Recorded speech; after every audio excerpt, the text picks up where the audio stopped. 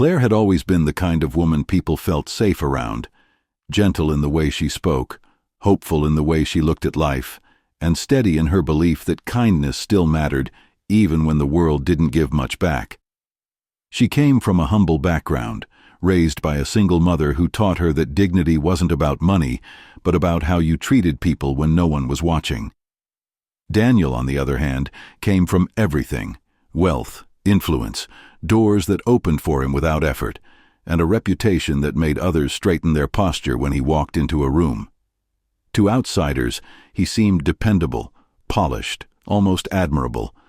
But beneath that carefully managed charm lived a temper he learned to hide behind smiles and expensive suits.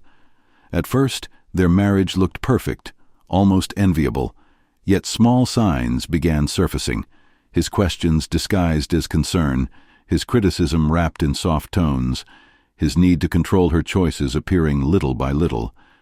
And behind those early behaviors lay a truth Claire couldn't see yet, a motive he kept buried under affection and promises, a reason he chose her specifically, one that would later reveal the depth of the danger she never imagined she was standing next to. Claire tried to tell herself that the tension building in their home was just stress, just the pressure of Daniel's demanding career, but the moments were becoming harder to explain away. The financial imbalance between them grew wider every month, and he began using it in ways she never expected, questioning every small purchase, reminding her who paid for what, making her feel like her worth depended on how quiet and compliant she could be. The emotional distance sharpened into something heavier. His tone carried judgment even when his words didn't, and each time she tried to express a feeling, he twisted it into an accusation. One evening, while searching for a receipt, she found messages on his tablet, short, suggestive, and undeniably meant for someone else. Her heart dropped, her breath failed, but this wasn't even the worst part. Days later, when she learned she was pregnant and told him with trembling hope, he barely reacted, offering a cold nod as if she had announced a minor inconvenience. Slowly, he began planting doubts among their circle, hinting that she was becoming emotional, forgetful, fragile. When she confided in her friend Mara, hoping for reassurance, Mara's face tightened with worry. She whispered that something was very wrong, that Claire needed to stop making excuses and pay attention to the pattern forming right in front of her. But even then, Claire had no idea how far Daniel was willing to go to protect the image he cared about more than any vow he had ever made.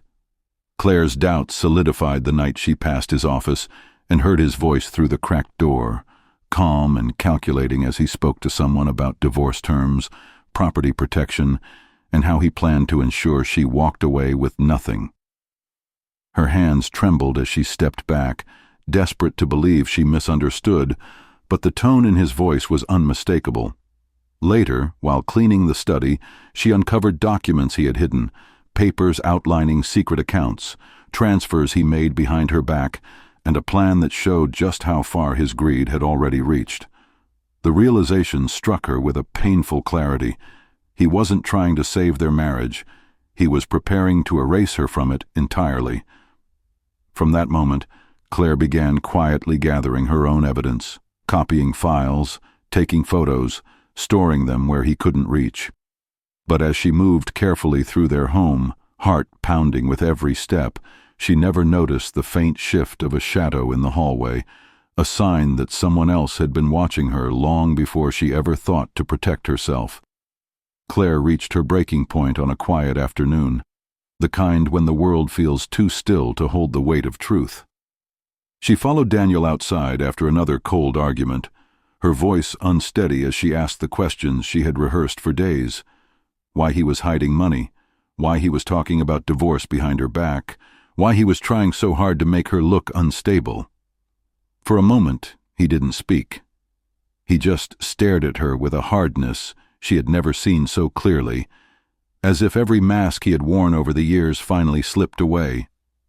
When she refused to back down, when she told him she wasn't afraid anymore, something inside him snapped.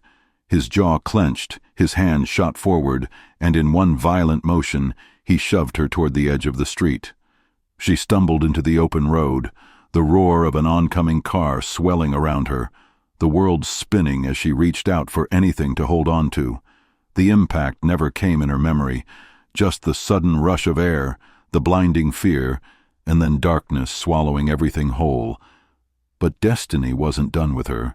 Claire survived the fall, though no one could understand how.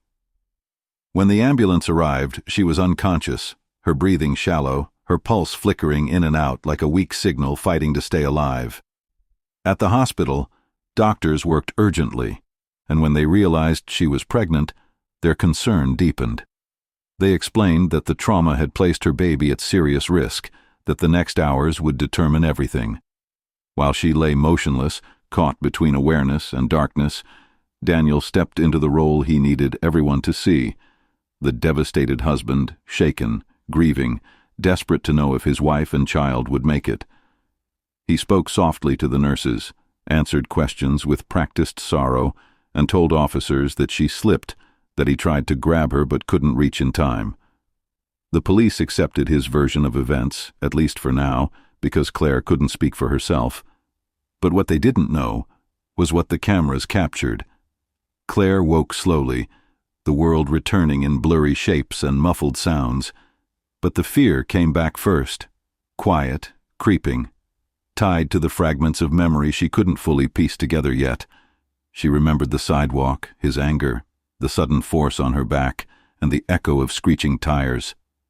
A nurse checking her vitals paused when she noticed Claire's confusion and gently mentioned that certain details about the accident didn't sit right, that sometimes injuries tell a different story than the one written on a police report.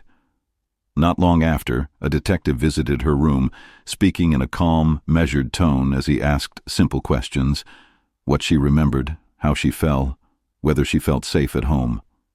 Meanwhile, outside the hospital walls, another storm was building. Daniel's secret lover confronted him in a tense parking lot exchange, demanding the money he promised and threatening to expose everything if he didn't deliver. Panic began to claw at him as he realized the situation was slipping out of his control, his temper flaring at the slightest provocation, because he knew evidence could surface at any moment, and the image he depended on was starting to crack. The detective returned to Claire's hospital room a few days later, his expression unreadable but purposeful. He explained that a nearby CCTV camera had captured the moments around her fall, angles and details that painted a story far different from Daniel's version. Around the same time, Mara, the friend Claire had confided in months earlier, handed over a series of messages, texts, emails, small recordings, documenting the manipulation, control, and cruelty she had endured. As investigators began to connect these threads, Daniel's carefully curated world of financial control started to unravel. Accounts were scrutinized, secret transfers exposed, and whispers of his greed reached people he had thought untouchable. Claire, once fearful and hesitant, felt a quiet determination growing inside her. She realized she would no longer be silent, that the truth she carried could no longer be hidden under shame or fear.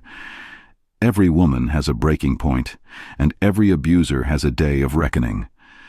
Claire's journey, her courage, became a reminder to anyone watching that standing up, even after betrayal and fear, can change everything. The day of confrontation arrived quietly, almost deceptively so, with police officers moving through the house in measured steps, their presence calm but authoritative. Claire watched from the doorway as they set up a replay of the CCTV footage. The images slowed down to reveal each motion, each detail, the push, the sudden stumble, the moment she hit the asphalt.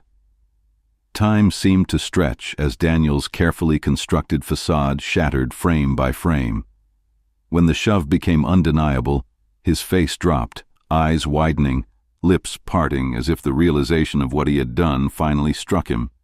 There was no charm, no excuse that could mask the truth now. Within minutes, officers read him his